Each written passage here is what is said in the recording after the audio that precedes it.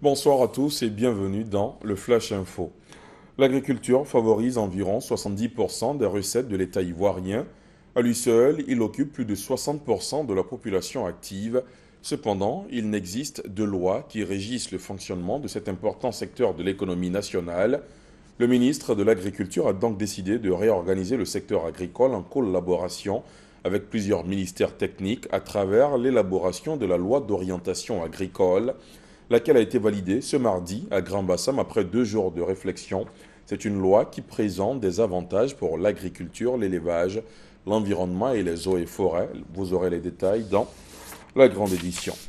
Bientôt, la décharge d'Akwedo ne sera plus qu'un souvenir. Un nouveau site de 100 hectares a été trouvé pour accueillir les déchets.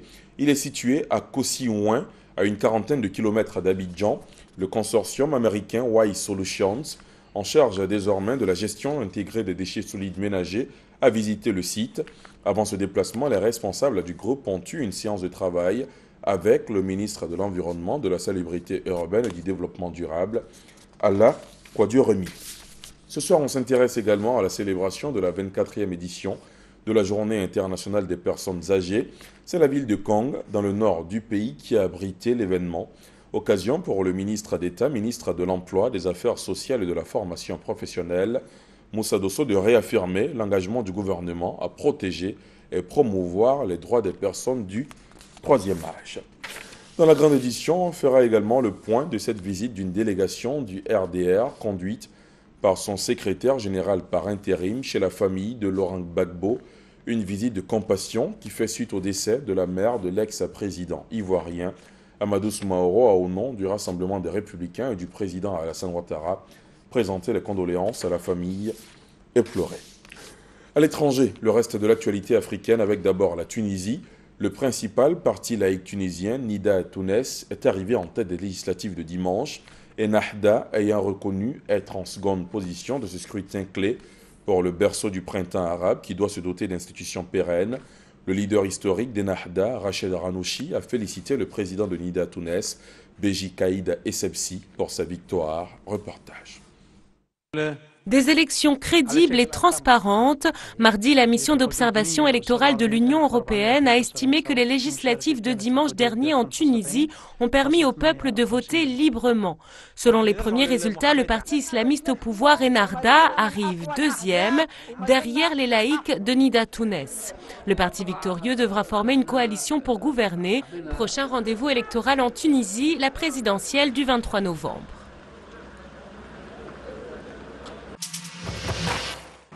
Les ministres français et allemands des Affaires étrangères à Abuja lundi pour rencontrer leur homologue nigérian Aminou Wali.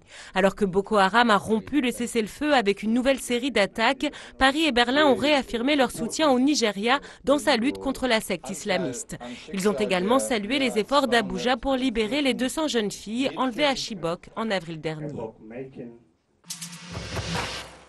Au Cameroun, 2 journalistes inculpés pour n'avoir pas informé l'État de menaces qui pesaient sur sa sécurité.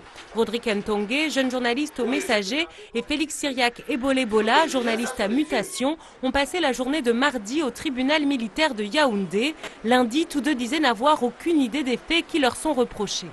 Il ne me semble pas avoir été de quelque manière que ce soit dans une activité séditieuse, surtout vis-à-vis de l'institution de la République. Maintenant, vous convenez avec moi que je suis un peu dans le flou, ne sachant pas très bien de quel dossier il s'agit. Repartis libres mardi, les 2 journalistes doivent se présenter à de nouvelles audiences. Ils risquent jusqu'à 5 ans de prison.